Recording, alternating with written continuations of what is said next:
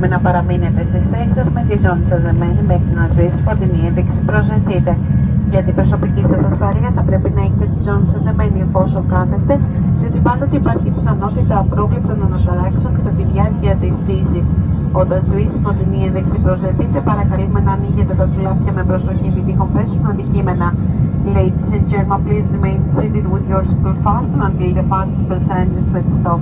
After beers can if you attain time, get far to fasten your seatbelts as soon as you are taking your seat. This is an